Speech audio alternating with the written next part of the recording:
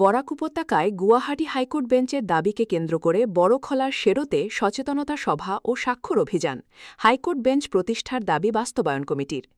বরাক উপত্যকার মানুষের ন্যায় ব্যবস্থাকে শক্তিশালী করার উদ্দেশ্যে দীর্ঘদিনের গণদাবিকে বাস্তবায়ন করতে সোচ্চার হল হাইকোর্ট বেঞ্চ প্রতিষ্ঠার দাবি বাস্তবায়ন কমিটির। মঙ্গলবার বড়খলা শেরো সংস্থা প্রাঙ্গণে বরাকে হাইকোর্ট বেঞ্চ স্থাপনের দাবি নিয়ে সচেতনতা সভা ও স্বাক্ষর অভিযান অনুষ্ঠিত হয়। এদিন বড়খলা শেরো সংস্থার সভাপতি সত্যব্রত দের পৌরোহিত্যে সভায় উপস্থিত থেকে বক্তব্য রাখেন হাইকোর্ট বেঞ্চ বাস্তবায়ন কমিটির সভাপতি ধ্রুব কুমার সাহা, সহসভাপতি বিভাস দেব, মুখ্য উপদেষ্টা উদয়শঙ্কর গোস্বামী, সদস্য রসরাজ দাস, সদস্য আইনজীবী ধর্মানন্দ দেব, সদস্য আইনজীবী তুহিনা শর্মা। এদিন প্রত্যেক বক্তা এক বাক্যে বরাকে হাইকোর্ট বেঞ্চ স্থাপনের জোরালো দাবি জানান। তারা এও জানান ১৯৭২ ইংরেজি থেকে এই দাবি উপস্থাপন হয়েছে, যেটি হাইকোর্টে রেকর্ডে রয়েছে। এমনকি ২০২১ সালে বিধানসভা নির্বাচনে কংগ্রেসের ম্যানিফেস্টোতে হাইকোর্ট বেঞ্চ এবং ২০২৬ সালে বিজেপির ম্যানিফেস্টোতে হাইকোর্ট বেঞ্চ স্থাপনের উল্লেখ রয়েছে। তাই এবার হাইকোর্ট বেঞ্চ হবার দাবি জানান তারা। এছাড়াও এদিনের সভায় উপস্থিত ছিলেন সোশ্যাল ওয়ার্কার পিনাক কান্তি দাস, বড়খলা শেডো সংস্থার সম্পাদক অজিত দাস, বড়খলা চ্যালেঞ্জার ক্লাবের সভাপতি তারাবুল কালাম বড়ভূইয়া, বড়খলা ব্লকের বিপিএম মনোরঞ্জন সূত্রধর, কমিটির কনভেনার প্রভাল কান্তি বর্মন, বড়খলা ইউনাইটেড ক্লাবের সম্পাদক সুলতান আহমেদ লস্কর, মহিলা সমিতির প্রভা চ্যাটার্জি, হেমন্ত সিংহ প্রমুখ। পুরনো আপনি নিজেই বলছেন যে ১৯৭২ সালে এই দাবি উত্থাপন হয়েছিল, তারপর ক্রমাগত এই দাবি চালিয়ে যাওয়া হচ্ছে। ১৯৮৭ আপনি দেখেছিলেন আমাদের সচেতন সভায় আমরা এইসব তুলে ধরেছি। ৮৭ সাল, ২০০৯ সাল, ২০১০ মানে কন্টিনিউ চলছে এবং আগামী দিনেও সেটা চলবে। এবং ইতিমধ্যে আমাদের সভাপতি মহাশয় ঘোষণা করে বলেছেন যে আপনাদের সামনে যে যদি আমরা আগামী কিছুদিনের মধ্যে বিফল হই, গুয়াহাটি হাইকোর্ট থেকে আমরা যদি মতামত আমাদের পক্ষে না আসে, তবে আমরা আইনের দ্বারস্থ হব।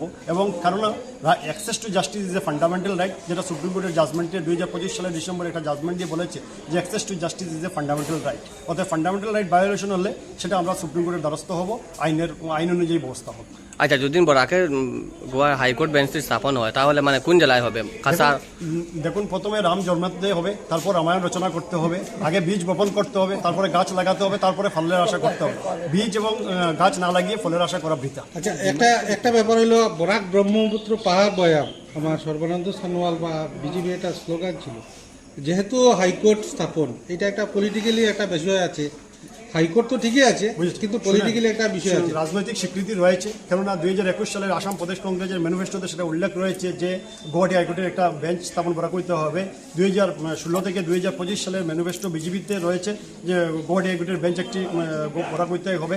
এইবার যে বিধানসভা নির্বাচন হয়েছে, সেই নির্বাচনের ম্যানিফেস্টো যদি আমরা দেখি, ২০২৬ সালের যে বিধানসভা নির্বাচন, ভারতীয় জনতা পার্টির ম্যানিফেস্টোতে রয়েছে বরাকৈতলায় গুয়াহাটি হাইকোর্টের একটি বেঞ্চ হবে। তৃণমূল কংগ্রেসের ম্যানিফেস্টোতেও রয়েছে বরাকৈতলায় গুয়াহাটি হাইকোর্ট হবে। বলা যায় রাজনৈতিক স্বীকৃতি রয়েছে আমাদের দাবির পিছনে। বরাকৈতলার যিনি প্রভাবশালী মন্ত্রী ইতিমধ্যে আমাদের ভাষণস্থায় এসে ঘোষণা করেছেন যে ওনার ব্যক্তিগত সমর্থন এবং দলের সমর্থন রয়েছে এই দাবির প্রতি গ্রহণের জন্য। তারপর চিফ সেক্রেটারি মহাশয়ও সেই স্মারকপত্রকে পাঠিয়ে দিয়েছেন হাইকোর্টের চিফ জাস্টিস মহোদয়ের কাছে বিবেচনার জন্য। তারপর আমরা চিফ জাস্টিস মহোদয়ের কাছে আমরা এই বরাক ভ্যালি এবং ডিমাহাসা অঞ্চলের মানুষ আমরা সামনাসামনি বসে এই দাবি এবং আমাদের যে ভিতরের যত আবেগ এবং ক্ষোভ যেটা রয়েছে সেটা আমরা ওনাকে জানাতে চাই বলে আমরা সেটাও আপনারা যদি খুশি হবেন যে মহামান্য চিফ জাস্টিস সেটা মঞ্জুর করেছেন এবং আগামী 16 জুলাই বেলা 4টা 45 মিনিটে উনি আমাদেরকে সময় দিয়েছেন।